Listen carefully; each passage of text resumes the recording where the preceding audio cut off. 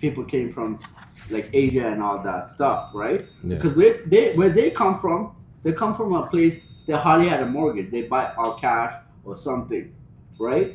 And they never face a thing where interest rate shoots up. Like this is the first time experience of owning a home in Canada.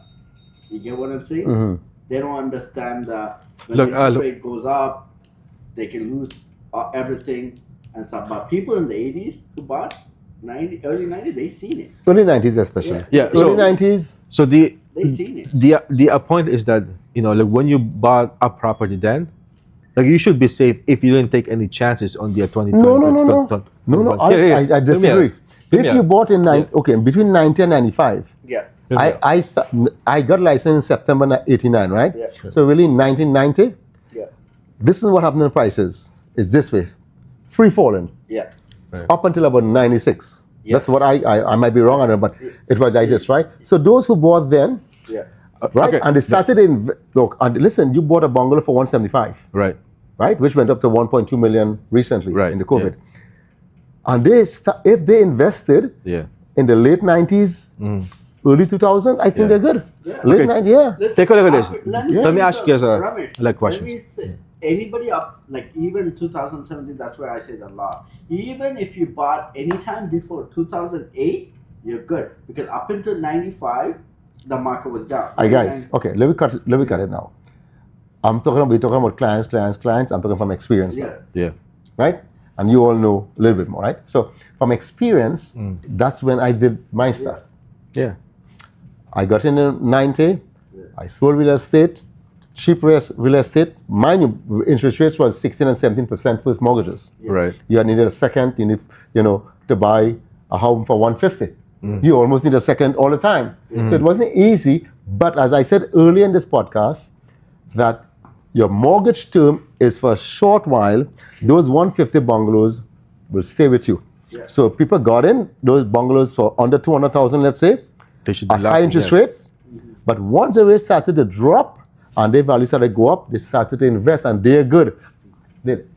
That's the time I was involved in it. Right. And I didn't get into any real estate late 2000s. No, I see it was going this way, at a fast pace.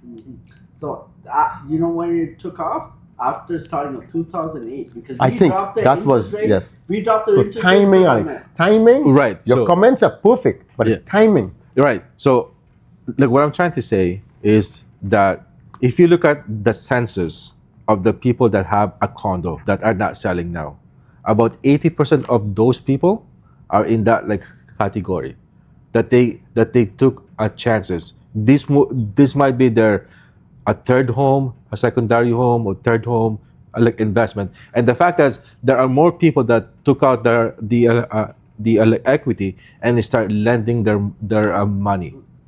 Right. That's a lot of those investors did that, and now they were trapped. Correct. That statement, Yes. 199% correct. Yeah. That's I what. spoke to three guys recently. Yeah. Yes, they took equity out of these homes And they started loan lending second us. mortgages and we had a shortfall of mortgage. Remember? Correct. Yes.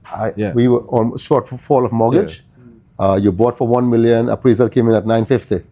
Right. Now they're trapped.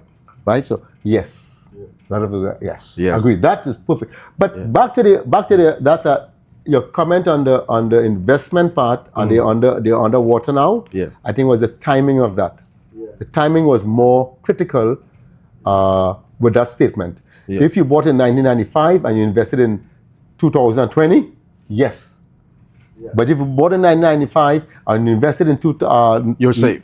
You're good. You're good. Yes. Even up to up to mid 2000s, and you're really Yeah. good, Yeah. And right? But if you invested in anybody Yeah. invested, The sad regardless part where is- the money come from, yeah. regardless of where you got the money from your previous purchase 10, 15 years ago, Yeah. you saved money, you bought money in from out of the country. Whosoever invested in that period of time, we know it's not Right. nice. Correct. 20, 21, 22. We know. Doesn't. Yeah, agreed. So then that, yes. And the thing is, the market's going to go like that thing. You're thinking that from a landlord point, representing landlords, right? but that's not sustainable. It shouldn't go up like too crazy and stuff, right? Then nobody can afford anything, right? So eventually, got to balance. It happened every several years, just like No, recession. that cycle you're referring to earlier, I think again. Yeah. Yes, in my career, Yeah. in the early days, yes, we talk about cycles. Yeah, it's a 5 to cycle. 7 years, a It's a cycle. cycle. This time, Yeah. I think the cycle is going to last longer on the This- downside. Yeah, this downside. It's going to be a longer down. You know why? The cycle of going up was the longest. The cycle of coming down is going to be the longest. I wouldn't say Until- the cycle was too fast Yeah. up. Pardon me? The cycle in that 2020 market.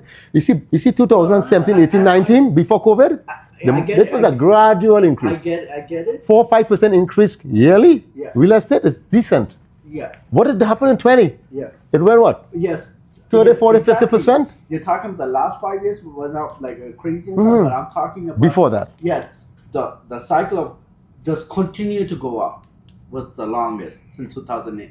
Like you said, it started picking up 96, but it wasn't going crazy until like 2008 or whatever. when It the was listen, interest rate started dropping. everybody, listen, before COVID, the increase in real estate was decent. Very good. 3-4% every year. Your real estate is going up. Your taxes going up. Of course, everything is going up. Inflation, everything was under control. So COVID threw it out. Yeah. So Why do you think that happens? But again, we back to this beginning of this podcast. It's Interest because rates. people. No, it's not just that. Because people start to come in and people becomes greedy. So the demand became high. Yes, and that's But what happened. besides immigration, That's what happened. but again, besides you can't immigration, just blame immigration for No. everything. Yeah. You can't just blame. Oh, I mean, interest rate, but the point is that like we need Interest people rate to is move one people. thing. When you look at interest rate, interest rate is one thing. It's not a Canadian issue. It's not even a local issue. Anywhere in the world, they started dropping interest rate. They pumped out the stimulus package throughout the correct, stimulus package, that's The it. value money didn't have value. Even America overprinted money and everything everywhere in the world. The whole entire world, like most part of the world, there was a little bit boom in real estate because of low interest, because they were pumping out trying to pump the economy, right? So it's that immigration, interest rate, they're all part of it. It's not one isolated One factor. yes. Yeah, it's. So no. Alex is saying is Yeah. actually yes, Yeah. definitely 100%. But it's Immigration, the demand. Yes. So we had Yeah, demand. What, Yeah, remember because we had what what? moves people, like what moves the market, is people. Yeah, but that's demand. We didn't have Because- inventory. We didn't have Correct. inventory. to Yeah, sell. because all of a Demand. sudden, like when you bring in so much people like, all at once, Yes, that's guess what one. happened? But you can't just The- blame the immigration because we gotta speed up the permits. Of That's the building a source of house. our problem. That is the source of our problem. You know, we gotta Yeah. speed up the permit of as investors. Hi. and stuff, they're paying. No, I think we come into Yeah. to end of this podcast here now. But yes, Sasi, again, I think both of you are making very, very good. But I think it's a combination of a lot of stuff we have Yeah. said today. Yeah. Now, one thing I want to refer to, shortage of housing. Yeah. Shortage of housing. It stems from I don't think there's a shortage of housing. There's a shortage of low-cost housing. That's what I think. I don't know what you all think about that. How could there be a shortage of housing when we got there's 30,000 listings on the market? Exactly. That's why. there's a shortage of quality homes. No, Quality. no, affordable homes. Yes. Affordable, not quality, affordable. But Affordable. now it's becoming So it's affordable. low-cost housing. Yes. Government low-cost housing. Yes. Cheap mortgage. Yes. That's what they want. That's what they're referring to as shortage of. Shortage of cheap money yeah. and subsidized housing, which comes from the government.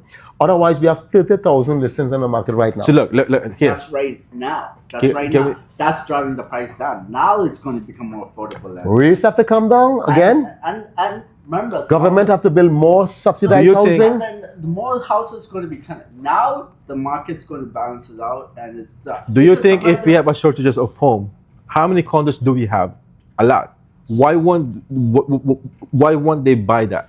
Correct. Because Exactly. it's not affordable. It's not affordable and it's not for them. Yes. It got to come No. down more. There's The not a condo shortage. market- There's a shortage of affordable housing. Affordable, no, that affordable So house. how do you the- make it affordable? Increase Drop the in- supply. and the But we have the supply. That's good. We have a supply. That's what we're doing. You keep have on the dropping supply. interest rates, Yeah. supply will start coming this down.